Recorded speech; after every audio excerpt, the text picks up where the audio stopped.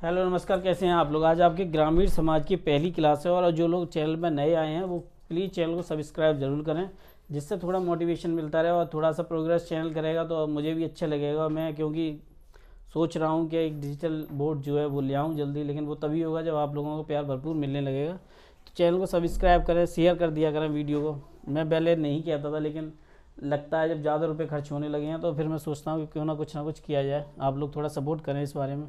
जानते हो अभी DSLR भी आ रहा है और भी बहुत सी चीज़ें आ रही हैं, ऐसे मैं क्या बताऊँ आप लोगों को। तो आज हमारा जो टॉपिक है ग्राम समाज का, वो शायद आप लोगों ने नहीं पढ़ा हो और पढ़ाया भी ना गया हो, वो है खेवट। तो देखो खेवट क्या था, तो मैं आपको बताऊं। भूमि सुधार अधिनियम जो था 1950 के बाद जब लागू हुआ, तो उससे पूर्व में जो जमींदार होते थे उनके पास जो रजिस्टर होता था, उस रजिस्टर में जो लेखा जोखा होता था उसको खेवट कहा जाता था। तो ये जो खेवट है वो वास्तव में जो आपका भूमि सुधार उन्मूलन था उसके बाद जो हुआ, तो उसमें क्या हुआ, इसको बंद कर दिया गया। अब आई खतौनी। तो खतौनी वास्तव में राजस्व अधिनियम जो है उसमें कोई भी भाषा शब्द इस्तेमाल किया नहीं गया है, बल्कि ये क्या है कि एक जो आर्टिकल है उसके तहत ये बताया गया है। ठीक है। तो लेकिन आज हमारा जो टॉपिक है वो खेवट है। तो खेवट में मैं आप लोगों के लिए बता रहा हूँ। देखिए खेवट क्या है। ये भूमि सुधार जो अधिनियम था 1950 आपका, इसके बाद उन्मूलन हुआ उनका। तो उन्मूलन में क्या हुआ, जो आपका जो दो अधिकार अभिलेख आए आपके पास, दो अधिकार अभिलेख थे। और दो अधिकार अभिलेख जो थे उनमें क्या था, एक खेवट था और एक थी आपकी खतौनी। तो जो खतौनी थी उसके बारे में मैं आपको बता दूं कि ये कोई राजस्व जो अधिनियम है, जो आपके डॉक्यूमेंट्स हैं उनमें ये वर्णित नहीं है, बल्कि ये एक धारा के तहत है, आर्टिकल के तहत। लेकिन खेवट का क्या मतलब है वो बता रहा हूँ। ये है जमींदार रजिस्टर। पहले आप लोगों को पता होगी जमींदारी होती थी, तो जो जमींदारी होती थी उनमें जो अभिलेख होते थे रजिस्टरों में, उसको ही खेवट कहा जाता था। ठीक है। ये क्लास मेरी पहली है। इसके बाद मैं आपको दूसरी क्लास कराऊंगा जो है कुछ टाइम बाद, तो आपको ये समझ में आऊगा खेवट क्या होता है। खेवट के बारे में मैं थोड़ा सा आगे और बताऊंगा आप लोगों को। देखिए अब हम बात कर रहे हैं किसान वही की। तो किसान वही क्या होती है, जब आप बैंक जाते हैं और बैंक में अपना खाता खुलवाते हैं, 10 रुपये, 100 रुपये, 50 रुपये जितने भी देकर आप खाता खुलवाते हैं, और उस खाते से जो आपको मिलती है, पासबुक मिलती है, उसी को हम क्या बोलते हैं, किसान वही। लेकिन यहाँ किसान वही मत समझ लेना, उसको मैं एक प्रकार बता रहा हूँ। किसान वही थोड़ा अलग है, वो खेती से संबंधित है, वो आपके बैंक जो अकाउंट होते हैं वो उससे संबंधित है। समझ रहे हैं ना आप। तो इसमें जो मैं आपको बताने वाला हूँ, ये यही बात बताने वाला हूँ कि देखिए जब आप जो हैं लेखपाल पटवारी जो होंगे आपके एरिया में, जो भी होंगे, वो उस खेत को देखेंगे और खेत को देखने के बाद वो उसकी एक दस्तावेज पुस्तक बनाएंगे। और उस दस्तावेज पुस्तक के वो 10 रुपये शुल्क लगते हैं, कहीं ज़्यादा या कम हो सकते हैं मे बी। तो जो 10 रुपये शुल्क होंगे, तो वो खेती की प्रकार है, मात्रा है, रख रखाव है, उसके बारे में वो आपको जानकारी होती रहेगी। जैसे कि आप मान लीजिए आपने खाते में 10 रुपये दिए, जमा किए और 2 रुपये निकाल लिए, तो आपके खाते में 8 रुपये बचे। तो किसान वही जो है वो आपको वही खेत के बारे में आपकी आपकी जो जानकारी है उसके बारे में बताता है। तो मैं ये किसान वही आपको समझ में आ गई होगी, मुझे उम्मीद है। अब देखिए इसमें नेक्स्ट टॉपिक है आपका, वो भी बहुत अच्छा है, अधिकार अभिलेख क्या होते हैं उसके बारे में आपको बताऊंगा। देखिए हम बात कर रहे हैं अधिकार अभिलेख की। प्रत्येक गांव के लिए जो होता है वो अधिकार अभिलेख एक होता है। ठीक है। उस अभिलेख को पूरा तैयार किया जाता है प्रत्येक गांव के लिए। और गांव रजिस्टर, इसके बारे में मैं आप लोगों के लिए बताऊंगा कि जो गांव रजिस्टर होते हैं उनको कैसे तैयार किया जाता है और कौन तैयार करता है। ठीक है। तो अधिकार अभिलेख क्या होता है उसके बारे में एक बात समझ लीजिए। एक गाँव है, अब मान लीजिए मैंने कहा मेरा परिवार है और मेरा एक राशन कार्ड है, तो मैं जो है राशन कार्ड अपने घर के जितने सदस्य होंगे उन सबके नाम लिखाऊंगा, चाहे 1 साल का, 2 साल का, 3 साल का, 5 साल का, 10 साल का, 20 साल का, जो भी डजेंट मैटर, उन सब के बारे में मैं डाटा दूंगा। उनके आधार कार्ड बनवाऊंगा, और आधार कार्ड के बाद पहचान पत्र 18 साल के बाद बनते हैं, तो वो मैं उनके बनवाऊंगा वोटर के लिए। तो ये सब बनने में एक प्रक्रिया होती है, और उसी प्रक्रिया को जो होता है हम एक कहते हैं हमारे परिवार में इतने लोग हैं, इतना डाटा है, ये है, ये सब कुछ चीज़ें हैं। यही जो है एक मान लीजिए गांव है, उस गांव के बारे में भी सेम यही कंडीशन होती है कि एक गांव है तो उसका जो है अधिकार अभिलेख तैयार किया जाता है। वो कैसे किया जाता है वो समझो। प्रत्येक गांव का जो अधिकार अभिलेख होता है ये एक प्रकार का रजिस्टर होता है। अधिकार अभिलेख जो होता है वो आपका क्या होता है ये समझो, एक प्रकार का रजिस्टर होता है। ठीक है।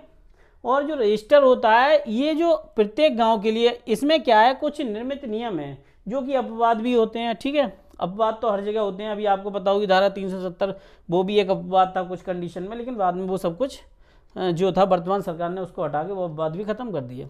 तो जो प्रत्येक गांव में अधिकार अभिलेख है वो धारा 234 के तहत है। ठीक है। जो कि भू राजस्व अधिनियम जो है आप समझ रहे हैं। तो जो निर्मित, अब ये रजिस्टर है, तो जो रजिस्टर तैयार किया जाता है, मैंने बताया आपके लिए कि आप अपने घर का राशन कार्ड बनवाओगे तो उसका भी एक नियम है और वो उसके तहत ही तैयार होता है। तो जो रजिस्टर है वो धारा 32 के तहत तैयार होता है।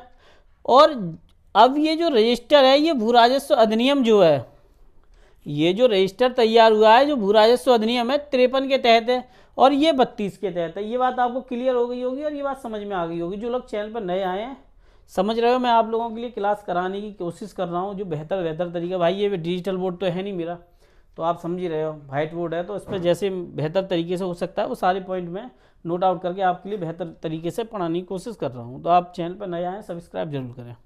तो जो भू राजस्व अधिनियम है वो 53 के तहत आता है। और जो संशोधन करते हैं, मान लेखपाल है, अब मान लीजिए मेरे आधार कार्ड में कोई कमी हो गई, तो आप बैंक जाएंगे या जहाँ भी आधार कार्ड करेक्शन हो रहा है CSC, तो आप वहाँ जाकर इनको करेक्शन कराएंगे। तो वैसे ही जो होते हैं गाँव, मान लीजिए कोई संशोधन है भू राजस्व जो हुआ है, उस संशोधन बंदोबस्त लेखपाल करते हैं। संशोधन बंदोबस्त जो होगा वो लेखपाल करेंगे और जो करेंगे वो किसके तहत होगा, आपके धारा 33 के तहत। अब मैं आप लोगों के लिए बताता हूँ। देखिए, अधिकार अभिलेख जो होता है प्रत्येक गांव के लिए होता है। इसमें कुछ निर्मित जो हैं वो आपके निर्मित नियम जो हैं वो अपवाद भी हैं। जैसे मैंने बताया धारा 370 जम्मू कश्मीर के लिए भी एक अपवाद है, लेकिन वो भारत में वर्तमान सरकार ने हटा के वो अपवाद भी खत्म कर दिए। तो अब ये रजिस्टर है जो है धारा 334 के तहत आती है। ये रजिस्टर जो तैयार होता है वो धारा जो है 32 के तहत, और ये भू राजस्व अधिनियम जो है उसके तहत 53 में तैयार होता है। इसका संशोधन जो होता है लेखपाल धारा 33 के तहत करते हैं। अब देखिए गांव रजिस्टर, मैंने बताया था कि हर एक घर में राशन कार्ड होगा और उनका पूरा डाटा होगा। तो जो रजिस्टर होता है गाँव का, उनको कौन तैयार करते हैं, कलेक्टर, 5 वर्ष के बाद करते हैं, ठीक है। तो अब नई प्रक्रिया है, जैसे कोई बाढ़ आ गई, कुछ हो गया, कोई कंडीशन हो गई, बाढ़ ग्रस्त जो हैं वो हैं, तो उनमें ऐसे में ये करना पड़ता है। तो जो नई प्रक्रियाओं से प्रभावित हो जाते हैं, जैसे कोई कंडीशन आ गई, कोई सिलेंडर या कोई भी योजनाएं आई उससे प्रभावित होते हैं, तब भी ये सब कुछ बहुत कुछ चलाना पड़ता है, ठीक है। एहत माली खेती वाले, ठीक है, जिसकी माल गुजारी पूर्णतः समाप्त अंशतः हो जाए। जिसकी माल गुजारी जो है, माना कि बाढ़ आ गई किसी क्षेत्र में और उसका जो दुकान चल रही है, कुछ भी चल रहा है, वो पूर्णतः समाप्त हो जाए, तो ऐसे में जो है कि गांव का रजिस्टर प्रत्येक गांव के लिए ये तैयार करना बेहद ज़रूरी होता है। ये मेरी पहली क्लास थी। इसके बाद सेकंड क्लास में आप लोगों के लिए कराऊंगा। आप नोट्स बना सकते हैं। मैं जो भी कराऊंगा आप समझ लीजिए बहुत ही अच्छे पॉइंट ही कराऊंगा जो आपके लेखपाल में आपको सिर्फ सिलेक्शन दिलाएं। मैंने क्या बात कही थी आप लोगों से लिए कि मैं पेड कोर्स नहीं चलाने वाला हूँ, फ्री क्लासेस रहेंगी। और मैथ की क्लासेस के लिए भी तैयार रहा हूँ, वो भी मैं ही कराऊँगा। देखिए, मैंने बताया मेरा मैथ, GS, रीजनिंग बहुत अच्छी है और ठीक ठाक रही है हमेशा, इसलिए मुझे इन सब्जेक्टों पे मैं कहूँ मेरी कम से कम 90% पकड़ ठीक है। 100% कभी नहीं कहता मैं किसी चीज़ को, 90% मान के रखता हूँ। 10% में बहुत सी चीज़ें नहीं आती हैं, तो मेरी अच्छी खासी इनमें पकड़ है, इसलिए मैं इन सबको पढ़ाऊँ। फिर मेरा अपना एक्सपीरियंस भी रहा है इन सबको पढ़ाने का, तो इसलिए आप इन सब से नोट्स बना सकते हैं, स्क्रीनशॉट ले सकते हैं। जो बेहतर तरीके से होता है वो मैं आपके लिए बताने की कोशिश करता हूँ। अब आप लोग अगर सपोर्ट नहीं करेंगे तो क्या नुकसान है भाई, एक बात बताओ। अगर आप लोग सपोर्ट नहीं करोगे, DSLR आपको पता है कितने का आता है, फिर उसके बाद आपके लिए ऐप भी बनवा रहा हूँ और कुछ बुक्स का भी अरेंज कर रहा हूँ, बुक्स भी आप लोगों के लिए बनवा रहा हूँ, तो बुक्स की भी व्यवस्था करूँगा। तो ये सब कुछ जो कुछ है वो आप समझ रहे हैं मैं क्या कहना चाह रहा हूँ। तो आप लोगों को सपोर्ट जरूर करें, चैनल को सब्सक्राइब करें नए आए हैं तो, और थोड़ा सा मैं भी आप लोगों से मोटिवेट होता हूँ। मैं तो आप लोगों को जितना करूँ उतना कम है। कमेंट क्यों ऑफ कर रखे हैं वो भी मैं बता देता हूँ। ऐसा हुआ कि कुछ टाइम से एक ही लड़का लगातार गाली दे रहा था, मैंने उसके खिलाफ FIR का प्लान कर लिया, लेकिन फिर मैंने कुछ लड़का लगातार माफ़ी मांग रहा था, कई दिन से माफ़ी मांग रहा था। तो चूंकि स्टूडेंट है, मैं किसी का करियर तो बर्बाद नहीं कर सकता ऐसे आमतौर पे, लेकिन मैंने उससे एक बात कहा, जो कुछ तुमने कमेंट किए वो बहुत ही भद्दे हैं, आगे से कोई बच्चा कमेंट ही ना कर सके उल्टे सीधे। तो मैंने इसलिए ये सब कुछ बंद कर दिया। देखिए, पॉजिटिव भी बहुत आते हैं, तो आप मेरे टेलीग्राम से जुड़ जाओ, वहाँ जाके अगर कोई भी दिक्कत हो तो आप मैसेज वहाँ कर दीजिए, मैं आपके कमेंटों की जो है वो रिप्लाई वहाँ भी कर दूँगा। जो यहाँ करता हूँ वो वहाँ कर दूँगा, क्या दिक्कत है। टेलीग्राम से जुड़ जाओ मेरे, वहाँ पे जाके आप मेरे किसी भी सोशल साइट से जुड़ जाओ, फेसबुक है, इंस्टाग्राम है, ट्विटर है, जहाँ भी आप जाओगे और कुछ क्वेश्चन पूछोगे जवाब मैं वहाँ भी दे दूँगा। बहरहाल यहाँ नहीं देने वाला, क्योंकि मैं देख रहा हूँ सिर्फ 3-4 लड़के हैं जो कि मुझे लगता है किसी पेड कोर्स वाले ने भेज दिए होंगे, और उन्हीं का वो IT सेल है पेड कोर्स वालों का, वो अभी तो मैथ की क्लास स्टार्ट होने वाली है, देखो आपके लिए आगे आगे क्या होता है। लेखपाल कैसे ना बनोगे जी मैं आपको बताऊँगा, सिलेक्शन आपका होगा, बस मेहनत करते रहो।